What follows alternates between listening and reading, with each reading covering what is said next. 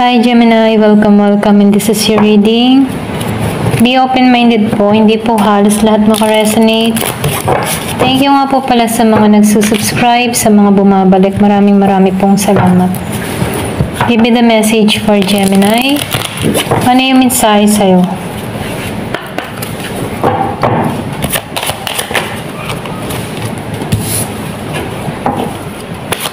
Give me the message for Gemini.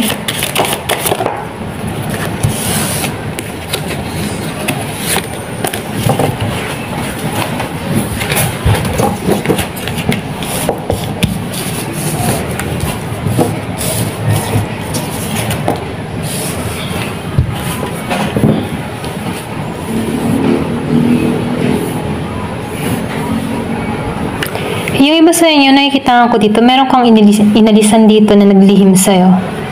Yung iba sa inyo, pwedeng inalisan mo to ng may sama ng loob. Kasi meron tong mga nilihim sa'yo. Meron ka ditong tao na kadiling ni Scorpio, Cancer, and Pisces. So, nakikita ko dito, ginusting mo to. Or pwede rin sabihin ikaw yung ginusting dito. Ito rin nakikita ko, meron ditong umalis. Merong nilisan. Meron tong lihim kung bakit siya umalis. So, nakikita ko dito, yung iba sa inyo, nagiging maganda yung takbo ng iyong financial dito. So, nakikita ko dito yung stability. Dun sa iba, meron ditong tao na nakakapag-ipon or pwede rin sabihin nakatuon siya sa pag-ipon. Yung iba sa inyo, nakikita ko dito na nakatuon ka sa pag-iimbak mo. Meron kang ginagawa or pwede rin sabihin meron kang plano para sa iyong hinaharap. So, nakikita ko dito more sa stability ka nakatuon sa financial mo. Nakikita ko rin dito yung iba sa inyo. Yung iba sa inyo meron ditong nakasubaybay, nag-stalk, nakatingin. So, nagmamatsyag. Yung iba sa inyo meron kang espiya. Meron ditong nakasubaybay. Yung iba sa inyo, nakikita ko dito, may nagkaka-interest, meron nagkakagusto sa'yo. So, nakikita ko dito yung Pisces. Meron ka ditong tao na Pisces. Andito yung interest ng tao nito pa rin sa'yo. Okay? Nakatingin siya sa'yo. So, nakikita ko dito, yung iba sa inyo, meron ditong bibisita sa'yo. Meron ditong offer sa'yo. Yung iba sa inyo, pwedeng manliligaw mo to. Meron ako nakikita ditong mangingibig. Or pwede rin sabihin na bago to. Yung iba. Meron dito nagpaplano na puntahan ka, suyuin ka. So, meron ako nakikitang Scorpio and Cancer na kadiling or tao na nagkaka-interest sa'yo. Yung iba sa'yo, nakikita ko dito, nagiging kang masigla, nagiging kang maayos. So, nakikita ko dito, merong pagbabago na nangyayari sa'yo, renewal. Meron kang iniintay dito na paglago. Okay? Yung iba sa inyo, meron kang pinaplano or pwede rin sa meron kang sinumalang plano. Meron kang tinatrabaho. So, nakikita ko dito, yung iba sa inyo, meron kang iniintay kung ito man itinrabaho mo nung nagdaang buwan, okay? Ilang araw.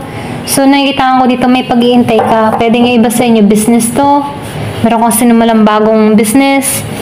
Or pwede rin sabihin na meron kang tinatrabaho, proyekto, iniintay mo yung resulta. Okay? So, may pag-iintay ka dito. Yung iba sa inyo, energetic ka, masigla ka, hindi ka nawawalan ng pag-asa.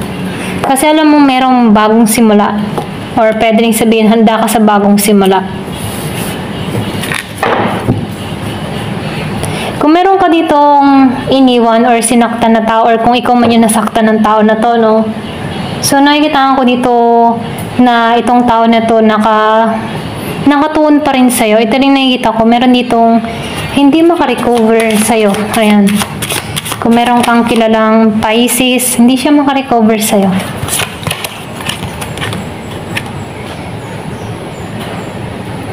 So, nakikita ko dito kasi Emperor energy.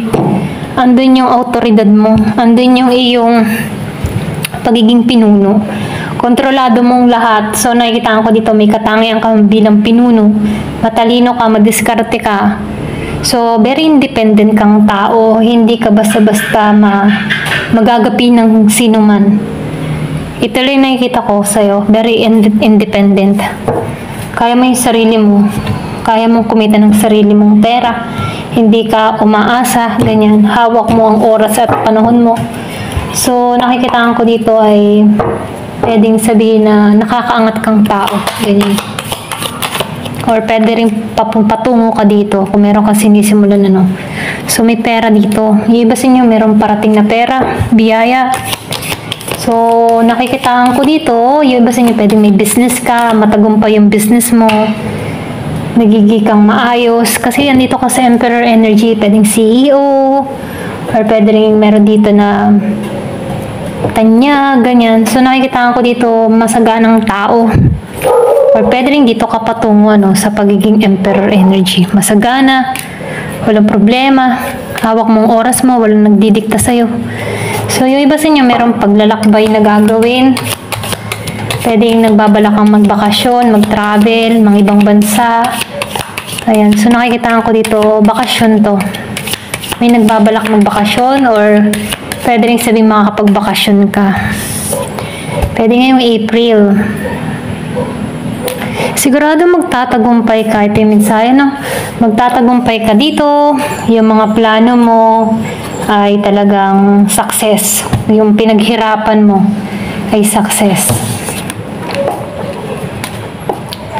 Merong balita. Meron kang balita na marireceive. Okay?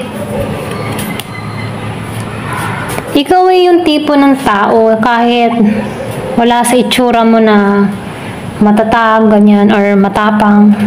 Sa loob-loob mo. Kumbaga, pwedeng yung itsura mo dito yung maamo ang mukha mo. Pero meron ka sa kaloob-looban ng puso mo na matapang, masigasig, hindi madaling sumuko. Ayan. So, ipagpatuloy mo yan, ano, yung katapangan mong taglay kasi patungo ka sa tagumpay. Sigurado magtatagumpay ka dahil andun yung determinasyon mo eh. Hindi ka sumusuko. So, di ba may secret admirer ka? Yung sinabi ko kanina, merong ditong nakakatangi, nangingibig, umiibig, or umiibig sa'yo. Merong lihim na nakasubaybay, nag-i-spy. So, lumabas, meron kang secret admirer. Oo, di ba? Patungo ka sa kapirahan dito, no? Meron ditong uulanin ng biyaya. So, nakikitaan ko dito, meron ditong pamana kang marireceive. So, meron pera talagang parating ikaw. Ito rin nakikita ko, malaking pera. Kung biruin mo, boat na yung pera ang parating. Boat na pera. Okay? So, nakikitaan ko dito, meron kang property na marireceive, or pwede rin meron kang mabibili, meron pamana. So, meron ditong pamana, or pwede rin manalo ka. So, meron ditong windfall. Windfall of money. So, meron ditong excitement na parating. So, meron ditong excitement. Yung iba sa inyo, meron ditong overloss. So, nakikitaan ko dito, yung iba sa inyo, merong namatay, or pwede rin sabihin nagluluksa ka, meron ka ditong mahal sa buhay na nawala. Yung iba sa inyo, ito rin nakikita ko, pwedeng last month, last year, so bago to, nagluluksa ka pa hanggang ngayon, ganyan. So, may pagluluksa na nangyayari.